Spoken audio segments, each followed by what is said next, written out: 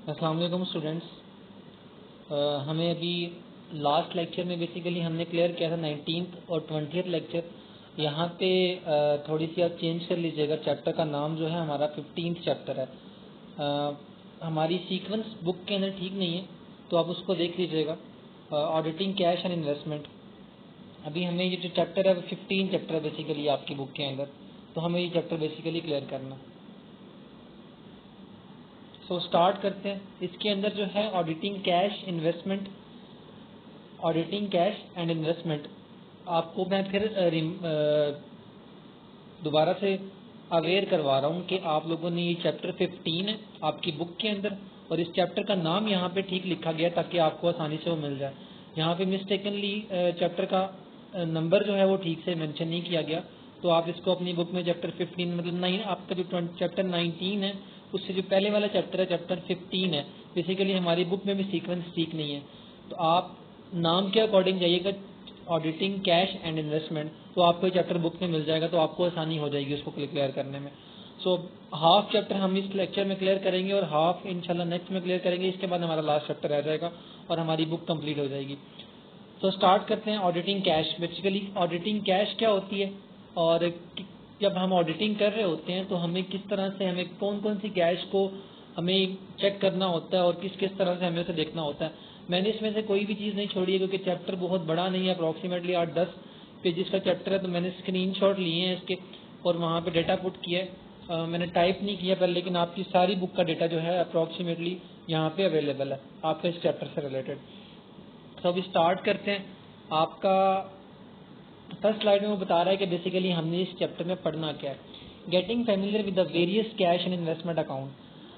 अब उसमें आपको देखना है कि बेसिकली आपके जितने भी कैश अकाउंट हैं, जो भी आप जिस क्लाइंट की आप ऑडिटिंग कर रहे हो, तो आपको ये चीज़ मालूम होनी चाहिए कि आपको ये नॉलेज होनी चाहिए इस बारे में कि कौन कौन से इन्वेस्टमेंट अकाउंट होते हैं, कौन कौन से कैश अकाउंट होते हैं। इस चीज़ से रिलेटेड आपको अच्छी नॉलेज होनी चाहिए।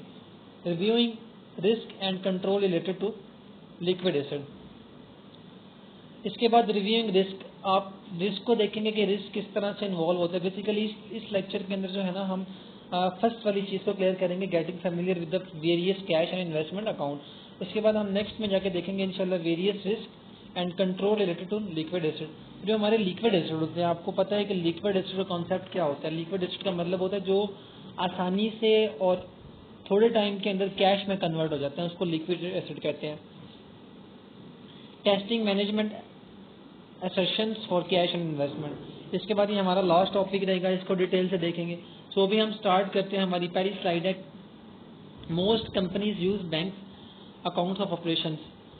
हमें पता है कि हमारे जो बैंक में जो कैश पड़ी हुई है, अब हमारा यहाँ पे ये जो की पॉइंट्स यहाँ पे नजर आ रहा है आपको, इसके अंदर आपने की पॉइंट्स को भी एलिमिनेट कर देना। की पॉइंट्स का मतलब यहाँ पे ये है कि बेसिकली इस चैप्टर में होने क्या वाला है।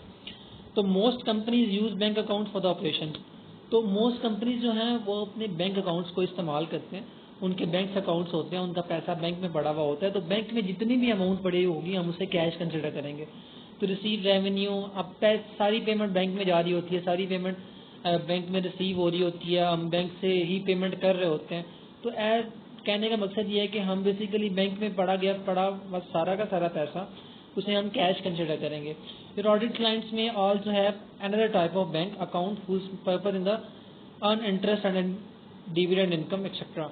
तो इसका कहने का मतलब है कि आपको वहाँ पे इनकम हो रही होती है, आपका डिविडेंड वहाँ रिसीव हो रहा होता है, वहाँ पे आपको जो आपका लाखों पड़े हुए होते हैं अप्रॉक्सीमेटली, या फिर करोड़ों बेसिकली बिजनेस के पड़े हुए होते हैं, तो उस पर आप इंटरेस्ट भी ले रहे होते हो, तो वहाँ पे आपको ऑटोमेटिकली पैसा और बन भी रहा होता है। तो आपने उस कैश को देखना है कि मतलब कितना इंटरेस्ट जो है पर मंथ ये रिसीव कर रहे हैं, कितना इनको पर मंथ डिविडेंड रिसीव हो रहा है। तो बेसिकली उस कैश को इवेल्युएट करना, बैंक से जाके इसकी स्टेटमेंट्स लेना, उसको सारा चेक करना, ये ऑडिटर का काम है।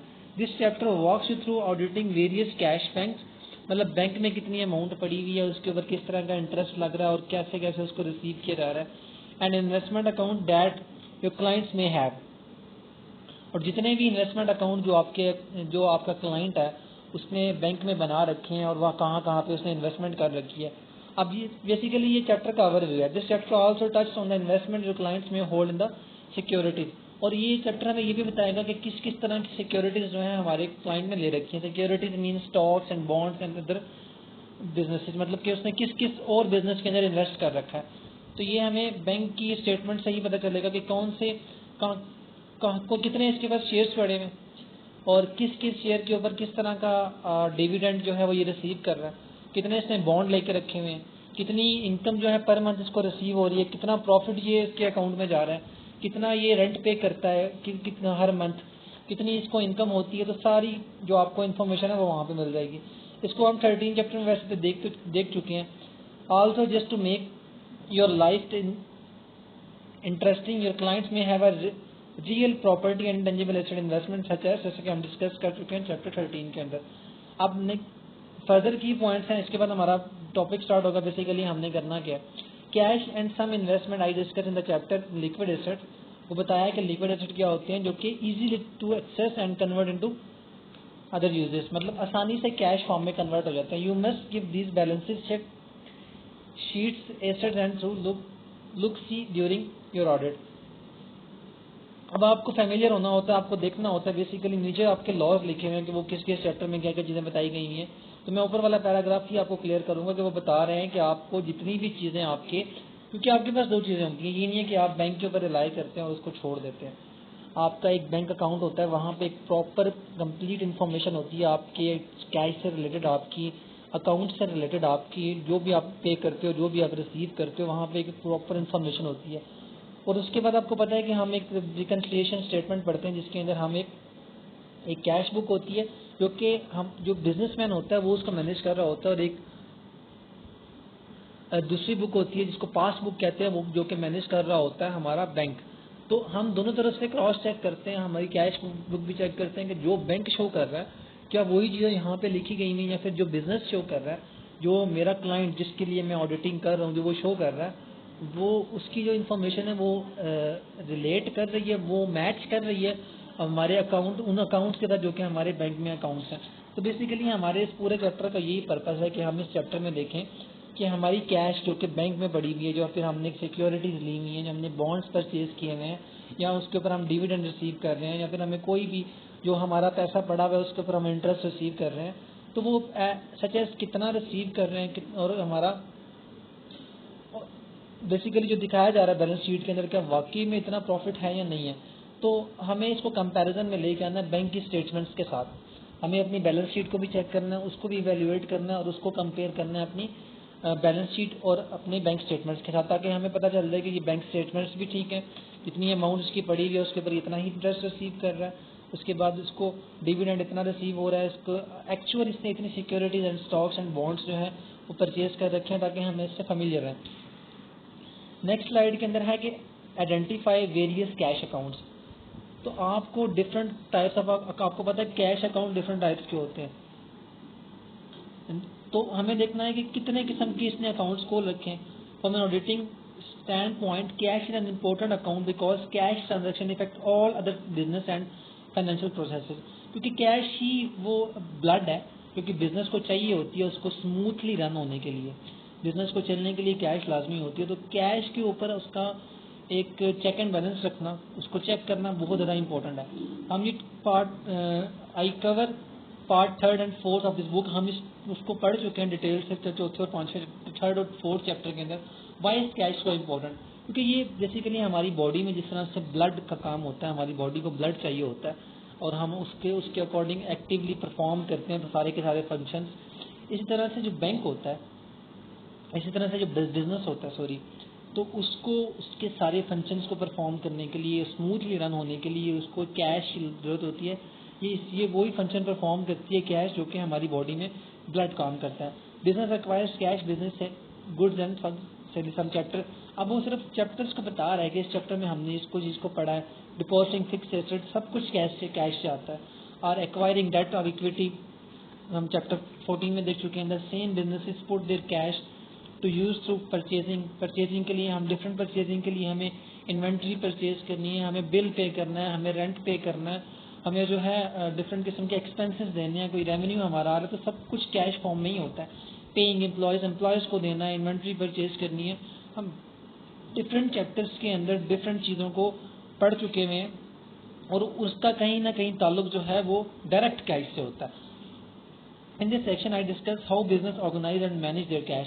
अब हम इसमें देखेंगे कि वो अपनी कैश को कितने अच्छे से मैनेज कर रहे हैं और कितने अच्छे से अपनी कैश को लेके चल रहे हैं और इफेक्टिवली उसको मैनेज कर रहे हैं, क्योंकि अगर कैश को अच्छे से मैनेज नहीं किया जाएगा तो वो इनडायरेक्ट लॉस का जो है वो रीज़न बनती है। They do so by using various cash account such as bank, interest and branch accounts. I also discuss bank accounts that are held more for their interest income than the facilities of operate savings accounts. आपको पता है कि bank के अंदर जब हम जाते हैं तो वो डिफरेंट टाइप्स ऑफ अकाउंट्स होते हैं, सेविंग अकाउंट होता है, करंट अकाउंट होता है, फिक्स अकाउंट होता है। तो इसके डिफरेंट इसके जो ऑपरेट करने का फंक्शंस होते हैं वो भी डिफरेंट होते हैं। जैसे कि करंट अकाउंट होता है, हम उसमें कभी भी वैसे जो हमारा जो क्लाइंट होता है वो कभी भी पैसे ऐड करवा सकता है, कभी भी निकलवा सकता है, उसके लिए कोई रिस्ट्रिक्शंस नहीं होती, कोई रिस्ट्रिक्शंस उसके लिए नहीं होती कि मतलब आप जो है पैसे नहीं निकलवा सकते। जिस तरह से सेविंग अकाउंट के अंदर कुछ रिस्ट्रिक्शंस होती हैं, आपको उसमें इंटरेस्ट मिल रहा होता है, करंट अकाउंट में कोई इंटरेस्ट नहीं मिल रहा होता, और फिक्स अकाउंट में कुछ ज़्यादा रिस्ट्रिक्शंस होती हैं, जिसके अंदर क्या होता है कि आप एक फिक्स जो है डेट तक आप पैसे नहीं निकलवा सकते, आपको इंटरेस्ट काट लेते हैं वो आपकी, और वो आपको डिडक्ट करते हैं अमाउंट। तो इसके लिए लाजमी है कि आप जो है पता चले कि बेसिकली हमारा जो क्लाइंट है जिसके लिए हम ऑडिटिंग कर रहे हैं उसके कौन से अकाउंट बैंक के साथ खुले हुए हैं और किस तरह के अकाउंट में वो डील कर रहा है। तो इसके बाद ही हम एक प्रॉपर ऑडिटिंग का काम परफॉर्म कर सकते हैं। Depending on how complex you choose to make your personal bills paying, depend करता है कि आपने फिक्स अकाउंट खोला हुआ है तो उससे आप कभी भी जो है ना डेली बेसिस के काम नहीं कर सकते।